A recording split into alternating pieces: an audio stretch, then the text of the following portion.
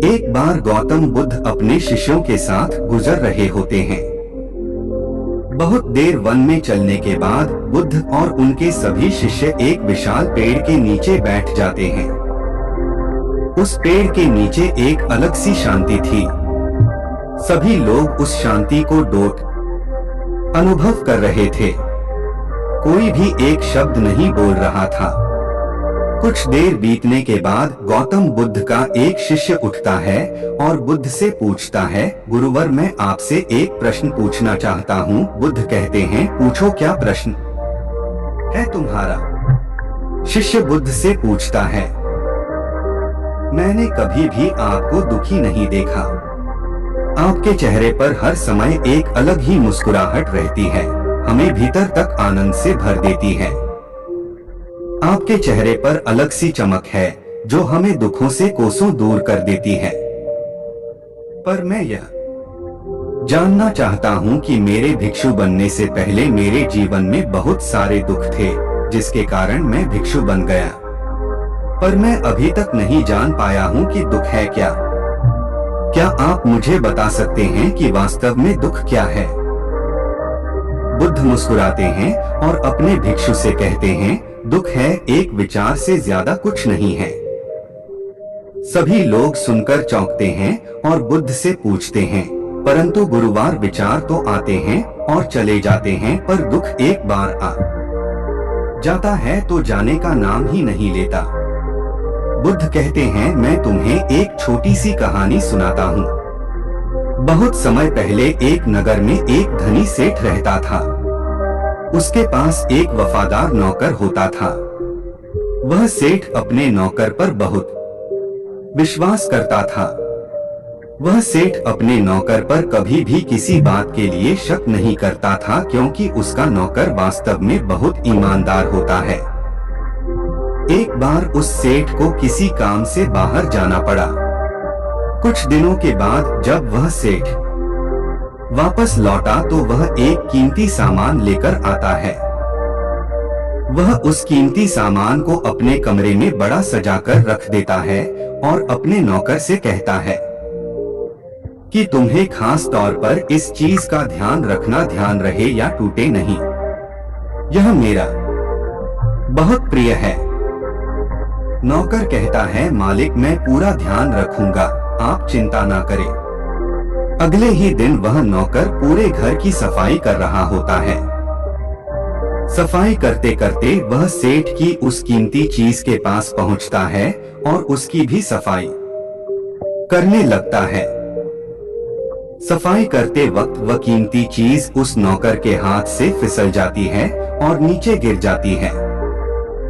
सेठ को यह बात पता चलती है और वह नौकर के पास आता है और नौकर को खूब डांटता धमकाता है।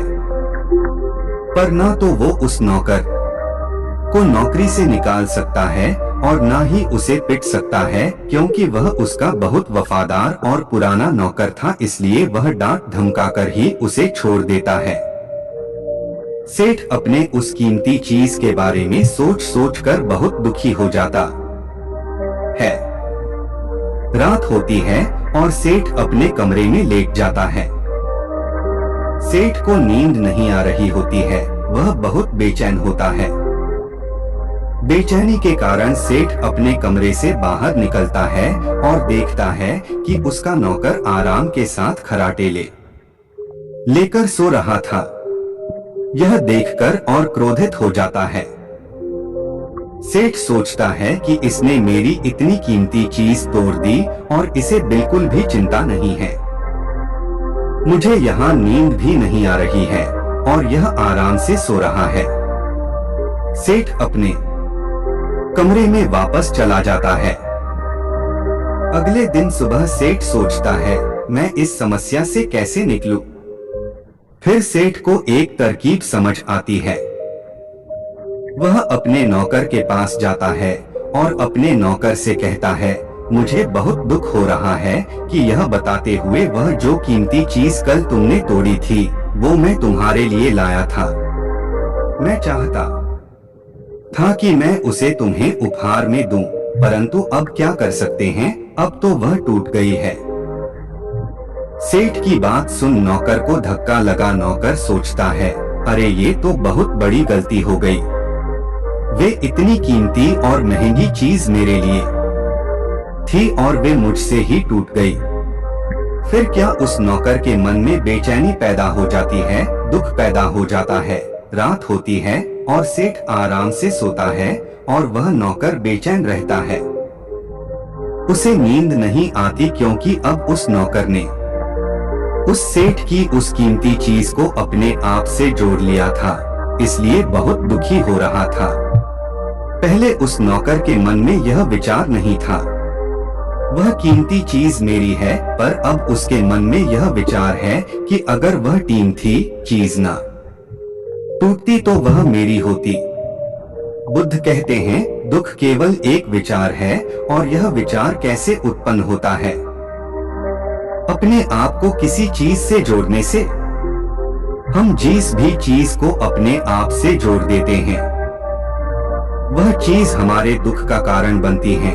लेकिन वास्तविकता तो यह है कि कोई भी चीज हमसे जुड़ नहीं सकती। मोरल ऑफ द स्टोरी दोस्तों, हर चीज आपके पास है, आपकी है, पर कुछ समय के लिए, कुछ समय के बाद आपसे दूर हो जाएगी। उसे दूर होने की घटना को स्वीकार करें और आगे बढ़े। धन्यवाद।